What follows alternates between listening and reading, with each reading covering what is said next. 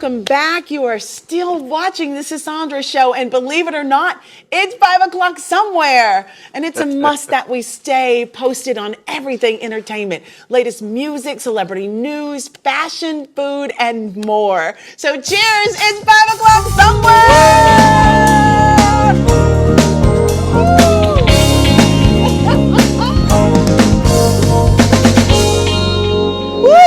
So there is a lot to unpack with the latest in entertainment news. Here to join me in the discussion, I have the one and only Mr. Rahmlee Birch. Thank you so much for joining me in this segment as well. Thank you. We're going to jump right in. Let's do it. All right. So, banking while black is first up.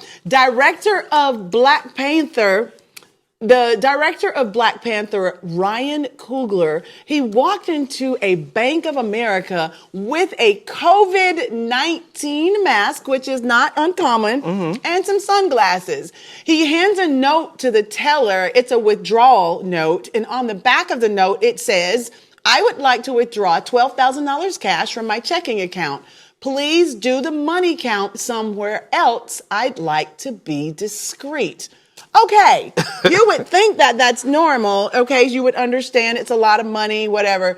The teller calls the police. She says that it was suspicious of him bringing this note. The police detains 2 people waiting outside for Mr. Coogler in the car. And then the police detains Ryan Coogler. They puts him in handcuffs. The cops realized it was a screw up.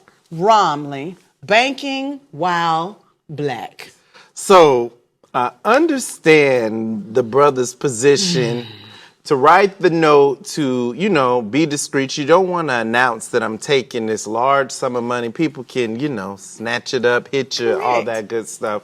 However, I do kind of see where it could be a little suspicious, but you would think that she would just look at the account and all those zeros, because I know that brother got some zeros. He's got the zeros in the account. And go speak to a supervisor. This is the moment when you call your supervisor. Everybody calls Correct. their manager and their supervisor, so just follow up and make sure that it was Exactly. Well, the crazy thing too is they said once she put the information in her computer, it alerted someone. Okay, she alerted. Yes, she alerted. Next up, y'all, yes. Chris Brown is firing back. Okay. Chris Brown is firing back at the woman who accused him of rape and sued him, she set the case up to sue him for $20 million, insisting voicemails and texts that she sent him after their encounter prove it was not. How do you ever find somebody that just likes you for who you are and you don't know, like, you're just after me for my money? That's the problem. I mean, I think celebrities deal with that all the time, that, you don't know who to trust. It's always that way. But I think that when you go meet a celebrity, you also have to understand that, this could potentially happen. I mean, how are you going to go ahead? We've seen Breezy around. I know y'all seen Breezy. I've seen Breezy around. Yes. I listened to the record yesterday, okay? So, on the record, the brother told you how he was going to do it. Yes. So, why was it a surprise when you went and met with me that this could potentially be the situation or sneaky link that we were going to participate in? So, I'm sorry, sis. In this particular situation, it's a no for me. She's just wrong. Call the police. Yes. And so jail. the crazy thing that happened is that they hooked up in Miami. Okay. And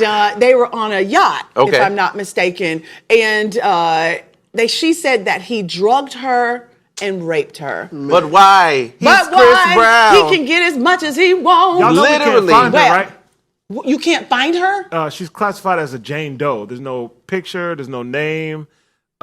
She just wanted $20 million. She just wanted $20 million. She need to go to jail. Yes. Girl, I tell you what, I'll say this. Chris Breezy is going to sue her. He says that you don't play with people's lives. Good for him. Like that. Good for him. I Right? think if we make more examples of these types of situations, that people will think again about coming for people's pockets. You're also talking about someone's life. He's a father. Yes. You're talking about his livelihood. Yes. He's also had previous situations that he's trying to steer away from and move on with his life. I mean, he could have maybe cleaned the image up too, but he's trying to move on with his life. True. Yes. So these types of things will not be tolerated when you're playing with people's lives. So good for you, brother. Good for you. Get 'em. Yes. Yes. All right, so moving on, Kelly Clarkson, y'all. Everybody knows how much I love Kelly. She and I go way back to NBC The Voice days. Now, y'all check out this tweet that Kelly sent to my coach, Blake Shelton, when I was on The Voice. And she's just one of the sweetest persons. And in response to this tweet, my answer is, I want to sing like Kelly Clarkson. Yes. She is one of the most amazing talents to walk And this you are planet. too. You Thank are you so too. much. Yes. Thank you. So when I heard this news, it hit home because I got to hang out with her, when we were on The Voice. Right. And she's going through a dreadful divorce. Her divorce settlement is finally done. This is the final. And he got a gigantic one-time sum of just over, I don't know if just should be in there, just over $1.3 million. Her husband is getting $1.3 million. He's getting $45,601 in monthly child support. My Lord. And they have two very young kids. So that's going to be coming in for the next 12, wherever years. Yeah. And then the clincher, spousal support. He gets, drum roll, John. Can I get a drum roll? This man is getting $115,000 a month on top of the $45,000 in child support. Yes. No. Come on. No. So this is the thing. If I'm not mistaken, he is a blue blood himself. Yes. Okay, because he's Reba's son. Yes. He was managing Kelly. Yes. Whom I also love. So he was managing Kelly. He managed Reba and many other artists. Yes. So the brother has a check. He has money of his own. I do understand the child support portion because just as a dad, I believe that those things should be equitable. Yes. Yes. However, now the spousal support, brother, you're reaching. You can't my God, he reached deep. And I understand there's a lifestyle that you're accustomed to, but I just feel like as a man, there are certain things that I'm not going to do. I'm not going to be Kendu and do Mary that way. I'm not going to be this gentleman and do Kelly that way. I would pick up the pieces and move on as a man because that's a part of my bravado is that I can get out here and do it myself. And revenge is your paper. Hey, that's what she said. She was a prophet. Now, yes, she was. Come on now. And so I guess Kelly is okay with this because initially he asked for $150,000 a month. Oh. So Kelly, we love you. We love you. We love you. We are so glad that this has come to an end. You can move on. Listen, I hope y'all enjoyed today's show. Rahmlee, I had so much fun with you. Thank you so much for having me. Yes. Thank you so much. Don't y'all forget the rain from Mr. Rahmlee Birch. The quote for today is, "The future belongs to those who believe in the beauty of their dreams." From the one and only Miss Eleanor Roosevelt.